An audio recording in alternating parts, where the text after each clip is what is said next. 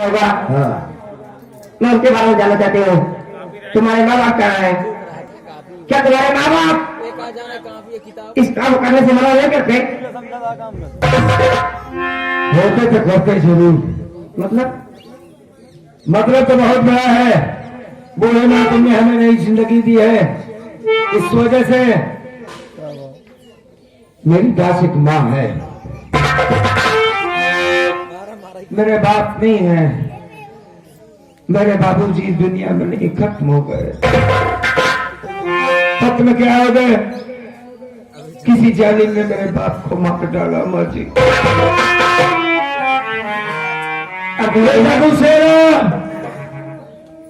बादशाह से बंदूक अपने हाथों में नहीं उठाया है। मैं आपको बताता हूं कि मेरी माँ कौन है, मेरा नाम क्या है, सब कुछ बताऊंगा, जरूर बताऊंगा। मैं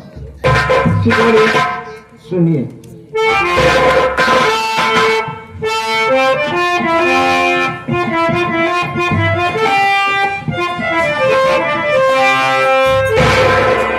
नाम सुरेश मेरा विक्रम पुर है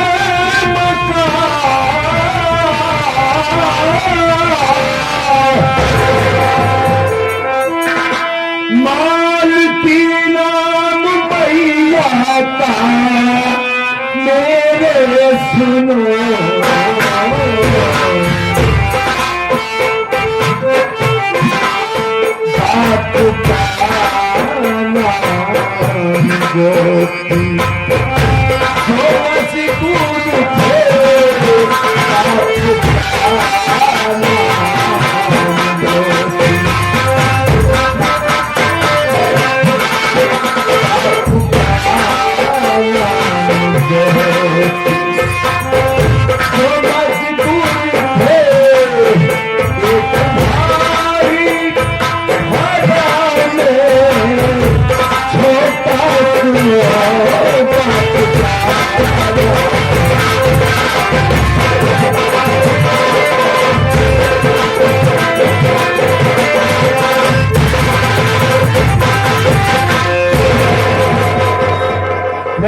सुरेश माता जी, गांव विक्रमपुर का रहने वाला हूं मैं।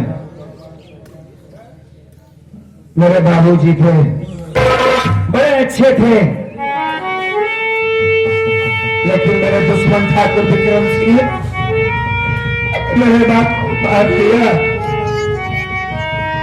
बाबू के मर जाने के बाद हमारी दुनिया ही उजड़ गई। मेरे ही सामने मेरी माँ को मारा गया, मुझे बंदी बनाकर जान से मार डालने की कोशिश की गई, लेकिन उस मालिक को मंजूर नहीं था, मेरी मौत नहीं आई। बस ये समझिए मेरी माँ है। आज मंदिर पे आया था कहने के लिए कि माँ भवानी, मरने से पहले एक बात मेरी माँ से हमें मिला दे। मेरा छोटा भाई रमेश कुमार न जाने कहाँ है, हमारे परिवार से एक बार माँ मिला दे मुझे। आपसे मुलाकात हुई,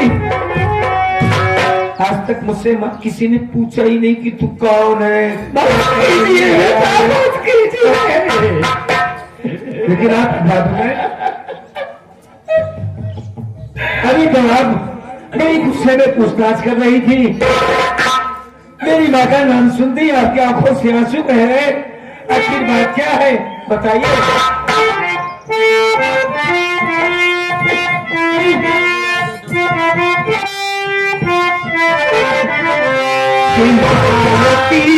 मैया तेरी अरे खाई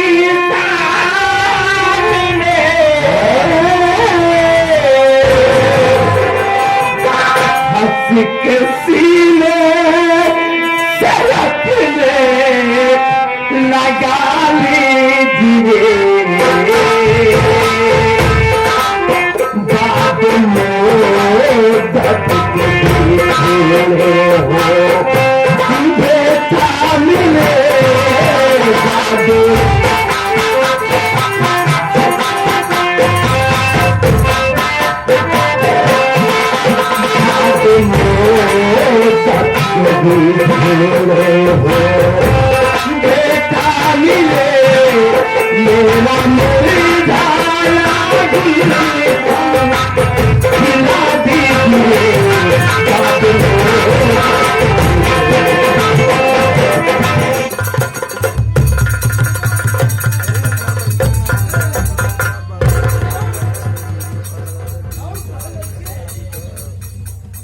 रेगुलेटर चालू करा।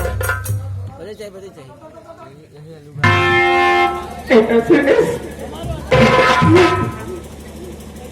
मैं तेरी माँ मारती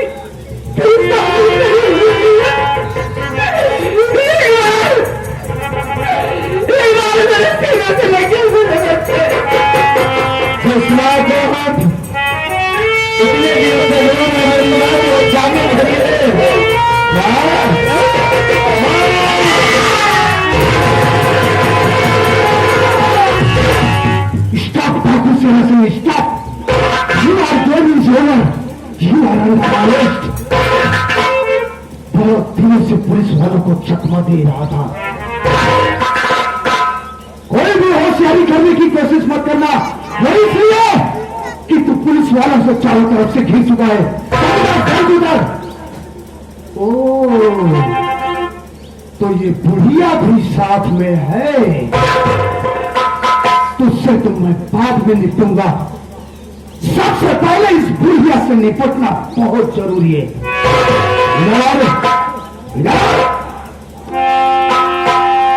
क्या रे बुढ़िया, मैं जब मंदिर पर गया मैंने तुझसे पूछा कि माँ जी आप किसी डाकू या टेररिस्ट को जानती है, तो तुमने मुझे क्या जवाब दिया?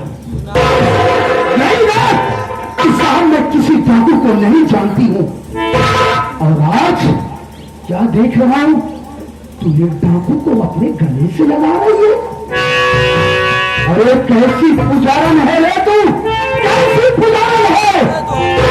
अरे धिक्कार है तुझ पर। बोल तूने मुझसे झूठ क्यों बोला? क्यों बोला तूने मुझसे? साहब एक झूठ बोलने से अगर किसी इंसान की जान बचती है तो वो झूठ बोलना पाप नहीं होता था। मैं मानता हूं कि एक झूठ बोलने से अगर किसी निर्दोष इंसान की जान बचती है तो वो पाप नहीं होता है। लेकिन हरामखोर, तूने आज ऐसा जघन्य अपराध किया है। तूने एक डाकू को शरण दिया है। शायद तुझे मालूम नहीं है कि जुर्म करवाने वाले से ज्यादा पापी, जुर्म करने वाले से ज्यादा पापी जुर्म करवाने वाला होता है। इसलिए सजा की बराबर की हकदार तू है। तुझे भी सजा बराबर मिलेगी। मैं तो तेरी शक्ल देखना नहीं चाहता हूं हराम।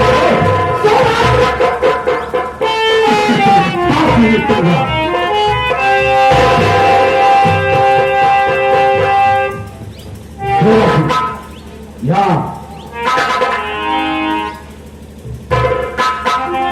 शेरा सिंह, मैं तुझसे जितनी भी सारी बातें पूछूं उसका सही सही जवाब देना। झूठ बोलने की कोशिश मत करना। वो इसलिए कि तू पुलिस वालों के चारों तरफ से घिर चुका है। कोई भी चालाकी तेरी चलने वाली नहीं। सुन मेरी बात।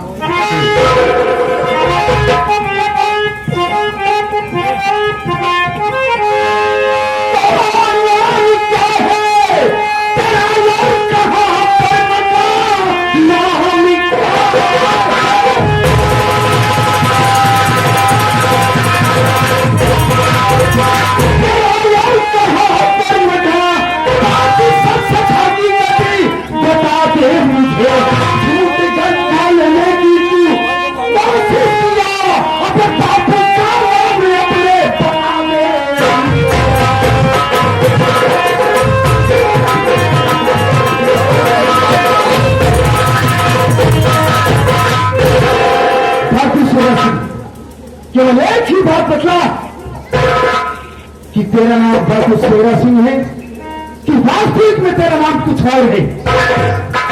तू कहां का रहने वाला है? तेरे परिवार में और कौन कौन है? और तेरे बाप का क्या नाम है? कि हैदराबाद गवर्नमेंट की तरफ से तेरे एनकाउंटर का आदेश मुझे दिया गया है। अभी तो कुछ ही पलों का मेहमान है, कुछ ही पलों बाद तू इस दुनिया को छोड़ करके फना हो जाएगा। मेरा कहने का मतलब यह है कि तू अच्छी तरीके से जानता है कि कुछ ही वक्त बाद तेरा एनकाउंटर हो जाएगा। हम नहीं चाहते हैं मरने से पहले अपने बाप का नाम बदला, ताकि हम तेरे मर जाने के बाद तेरी डेड बॉडी को हम तेरे परिवार वालों के सुपुर्द कर सकें। इंस्पेक्टर साहब, इस तरफ हमारी मां है और दूसरी तरफ मां भवानी। एक तो मेरी जन्म देने वाली मां और दूसरी तरफ मैं जिसे पूजा किया करता हूं मां भवानी। अब इनसे ज्यादा हमारे लिए कोई भगवान नहीं। हम कसम खा के कहते हैं साहब, तो जो भी बताएंगे आपको सच बताएंगे।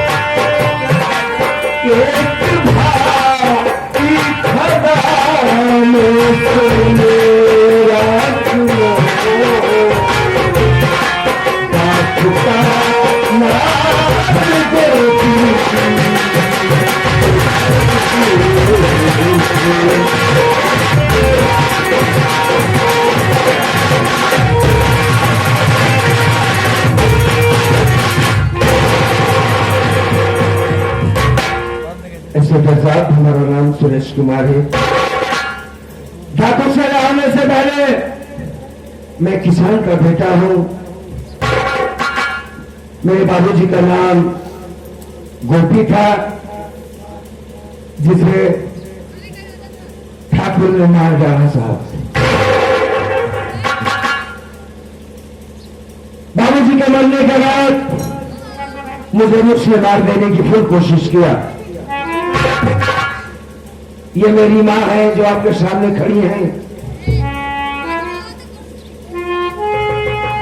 मेरा छोटा भाई भी है जिसका नाम रमेश कुमार है। साहब, अभी आपने कहा कि तुझे इनकाउंटर किया जाएगा, तुझे गोली मार दिया जाएगा। साहब, मुझे गोली मारना तो मेरी लाश मेरे छोटे भाई के हवाले कर देना।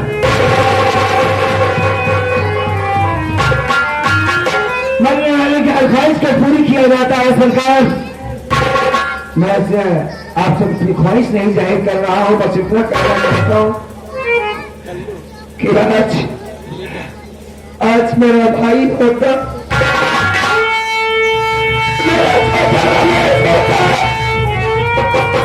उसे एक बार अपनी आंखों से देख लेता, फिर मिल जाता। कोई कब नहीं था, लेकिन मां तो मिल गई। मेरा छोटा भाई रमेश मुझसे नहीं मिल पाया।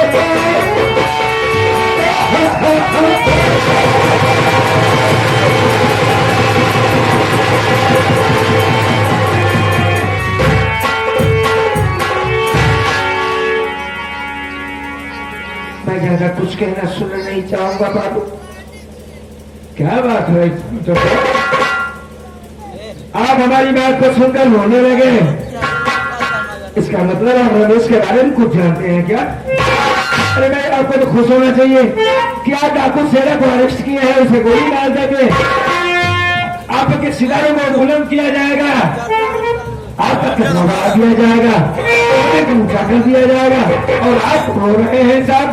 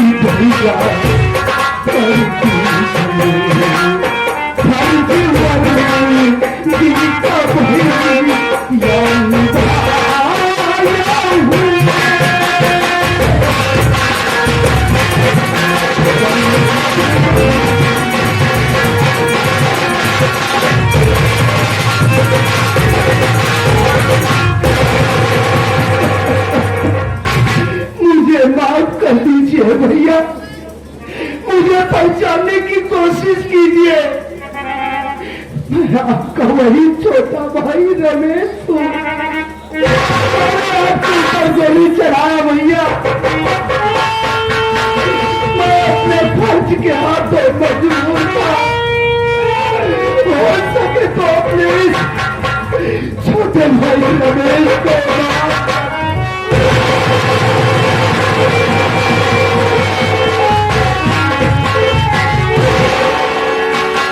नहीं रमेश, तुमने अपने भाई पर गोली नहीं चलाया है, बल्कि डाकू शेरा में गोली चलाया हो मुन्ना। मैं समझता था कि मैं तुझसे कभी नहीं मिल पाऊंगा रमेश। अगले दिनों के बाद मिले हुए एक दूसरे से हाथ खैरियत भी नहीं पूछ सकते कि रमेश कुमार तुम कैसे हो भैया। ऐसे सामने खड़ा रहे, बहुत दिनों के बाद तुझे देख रहा हूं। आज जीवन को देख लेता हूं अपने भाई को। रमेश, आज बाबू जी जिंदा होते ना तो भूले नहीं समझते। अरे ये बाबूजी का सपना तुमने पूरा कर दिया।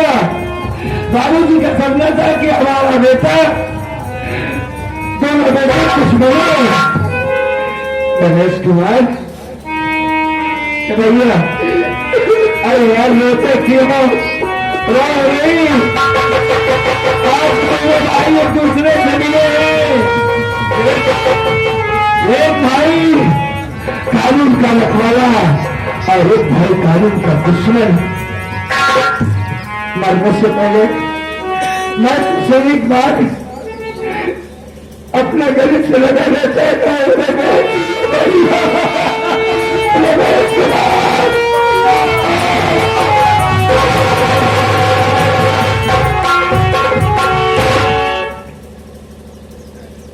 ये आप क्या कर रहे हैं सर? एक मुहिम को अपने गले से लगा रहे हैं। मैं जानता हूं कि आपके बड़े भाई हैं, लेकिन साहब कानून को रिश्ता नहीं रखता है। न तो भाई, न बहन, न बाप, कोई इसको नहीं जानता है। कानून कानून होता है सर। अगर आप ऐसे कार्य करेंगे दुनिया वालों के इस वर्जिश से विश्वास खत्म हो जाएगा। लोग बात यही कहेंगे इंस्पेक्टर साहब का अगर सगा भाई ना हो तो गोली जरूर मार देते, और सगे भाई के नाते उसको छोड़ना चाहते नहीं था। आपने कसम भी खाया है कि इंसाफ का पूजा इंसाफ करूंगा, अगर मुझे मेरा भाई को गिरफ्तार करूंगा। आप ऐसा कोई कदम न उठा